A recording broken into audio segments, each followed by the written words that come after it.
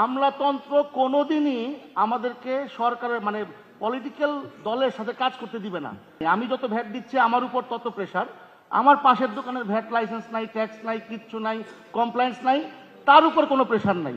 সবাইকে সিস্টেমিক্যালি চোর বানায় রাখছে। হ্যাঁ, আমি চুরি করি, আপনি বাধ্য করছেন আমাকে চুরি করতে। এমন একটা সিস্টেম করে দিয়েছেন যে ক্ষুদ্র উদ্যোক্তা মরে যাবে, প্রাইভেট সেক্টরে যারা সৎ ব্যবসায়ী তাদেরকে রাখেন, তাদের মতামত নেন, তাইলে দেশে গিয়ে যাবে, তা না হলে যে লাউ সেই কদু। যেদিন আমি এই বাজেট আলোচনায় এনবিআর চেয়ারম্যান মহোদয়ের সাথে মিটিং করে আসলাম, তার পরের দিন আমাদের সমস্ত রেস্তোরাঁয় যেগুলো আমরা ভ্যাট ট্যাক্স দেই, কমপ্লায়েন্স মেনটেন করি, সেগুলোতে একযোগে অভিযান শুরু হলো। অভিযান শুরু হয়ে যেখানে আমাদের 30 থেকে 40% সেল কম 5ই আগস্টের পরে, আমাদেরকে বলতেছে তুমি 3 গুণ ভ্যাট বাড়াই দিবা।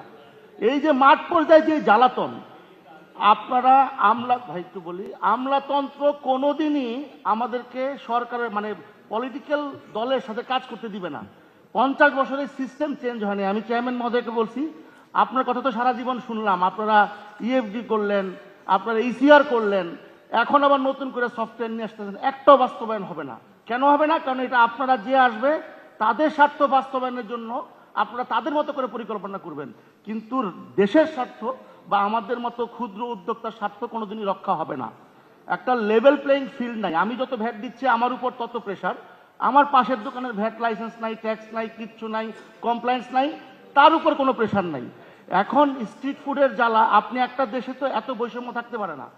আমরা বলেছি 4 গুণ ভ্যাট আদায় করে দিব এই জুন থেকে আগামী জুন। আপনি আমার কথা শুনেন, কিন্তু ওনারা আমাদের কথা শুনবেন না।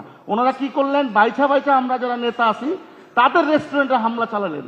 আমাদের কারো কথা, 13টা অধিদপ্তর, আপনি মাননীয় অর্থমন্ত্রী মহোদয় একটু শুনবেন, ওনাদের কথা একটু পরে শুনেন, আপনি শুনেন।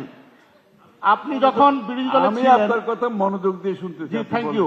আপনি যখন বিরোধী দলে ছিলেন আপনি বলছেন যে বাংলাদেশ হচ্ছে আমরা স্রোতের বিপরীতে ব্যবসা করি, সবাইকে সিস্টেমিক্যালি চোর বানায় রাখছে। হ্যাঁ, আমি চুরি করি, আপনি বাধ্য করছেন আমাকে চুরি করতে, কারণ আমাকে লেভেল প্লেইং ফিল্ড দেন নাই। তো এই থেকে বেরোর রাস্তাটা কি? এই ব্যুরোক্রেসি কোনোদিনই বাইরে দিবে না। যখন তারা ওইখানে থাকে তখন তারা খুব বড় বড় কথা বলে, খুব সিস্টেমের কথা বলে, বাট সিস্টেম করতে পারে না। যখনই তারা রিটায়ার করে তখন বলে হ্যাঁ আপনারা আসলে ভুক্তভোগী, আপনাদের এটা করার দরকার ছিল। রাজনীতিবিদরাও তাই, রাজনীতিবিদরাও তাই। Excuse me,